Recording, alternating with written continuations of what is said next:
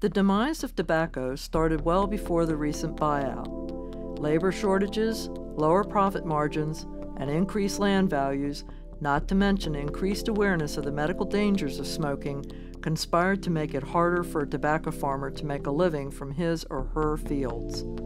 That said, it is still considered to be the money crop, second only to marijuana in earnings per acre. Tobacco has the obvious advantage of being legal to grow. Labor cost had become a real issue in tobacco farming.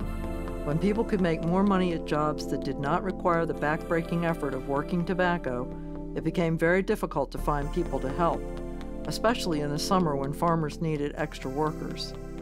The lack of hired help was a recurring complaint among tobacco farmers. Some farmers had to reduce their acreage to keep up with a diminishing labor supply and sagging market price. Although tobacco was the most productive and profitable crop per acre, it was labor-intensive to grow and bring to market, and over the years, increased labor costs cut into the profit margins for tobacco on even the largest farms. The larger the farm, the more hired hands were needed, often at a daunting price.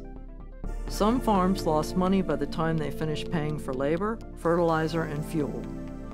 Dealing with labor could wear a farmer down.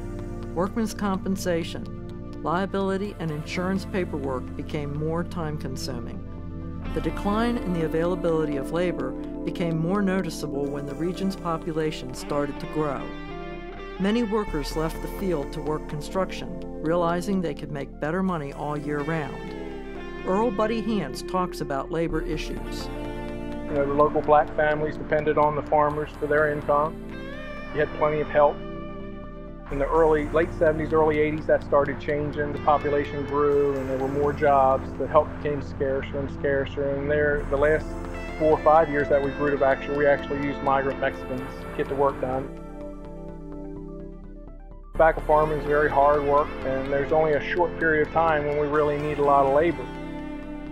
When I grew up, all the kids worked on the farms because that's how they made their money to buy their school clothes or bikes or whatever they wanted. Well, now the parents give them money, or they can go to McDonald's and get a job and make more money than we could afford to pay them. So it was the major reason we took the buyout. Profit margins got narrow. You had to grow, a volume of acres to make a living, and then it took that much more help to work that much acres. So it was just a squeeze. We could just see the end coming before the buyout was ever.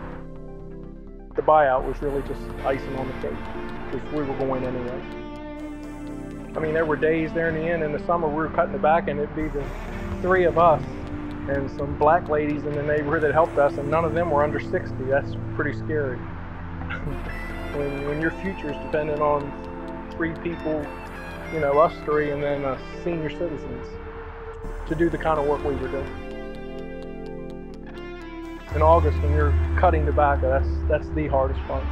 It's hard work, it's hot, days are long, but it kept you in shape. But that's the way we grew up, so we were used to it. You didn't notice it. Now I notice it, because I get a check and about 10 pounds a year now. But we enjoyed it. Well, as I said, the middle age type of help that my father got to rely on, those people, they got better paying jobs. Especially when they built the power plant, a lot of them say that's really when it started, because that created a lot of jobs. I think at that time it was like $7 an hour, and on the farm they were paying like 2 or 3. You just lost that base, and then the younger generation didn't want to do the work, it's too hard. And so you were stuck with that older generation that really couldn't do anything else. That was your labor base. The second nail in the coffin was the slackening demand for Maryland tobacco from large buyers such as Philip Morris and R.J. Reynolds. After the mid-'80s, there was a gradual decline in demand. If the farmer didn't have a really good crop, he would be fighting to get it on the market because the buyers would only be willing to purchase it for a certain amount of time. The rising cost of living also took its toll. Many farms have been sold for development.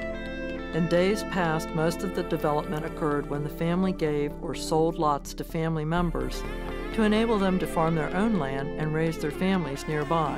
But with skyrocketing land values, the farms have been sold to developers and subdivided for luxury homes or commercial ventures.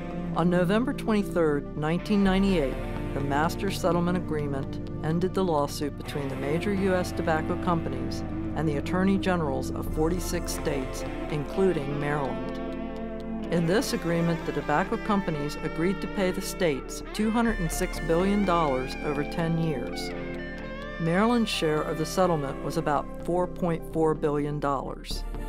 In a far-reaching decision, Maryland Governor Paris N. Glendenning chose to allocate a portion of Maryland's share to sponsor a voluntary buyout of the state's tobacco farmers.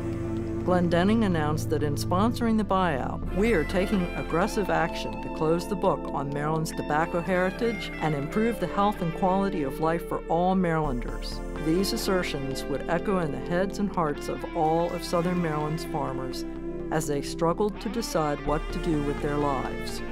The main goal of the Tobacco Crop Conversion Task Force was to get Maryland's tobacco farmers out of tobacco production and into sustainable agriculture, preserving the agricultural heritage in Southern Maryland. The initial estimates were that Maryland would pay the farmers $78 million over 10 years. One of the main purposes was to develop a program that would help the tobacco farmers make the transition into growing other crops. In the first year, approximately 68% of the farmers signed up for the program. The effect on the tobacco crop was immediate. In the end, almost all eligible Calvert County farmers participated. The most problematic portion of the buyout was called the covenant. The covenant prevented the land from being used for producing tobacco during the lifetime of the buyout participant. The covenant would also hold if land were sold or transferred during the 10-year span of the buyout program. The only way a farmer could sell tobacco was if he or she had tobacco that was produced years before the buyout took effect. The one clause in the covenant, growers must give up all interest in tobacco, has caused the most consternation and debate. The other components of the buyout were land preservation and infrastructure. When signing on for the buyout, farmers promised to keep their land in agricultural production for at least 10 years. Tobacco farmers have mixed feelings on the buyout.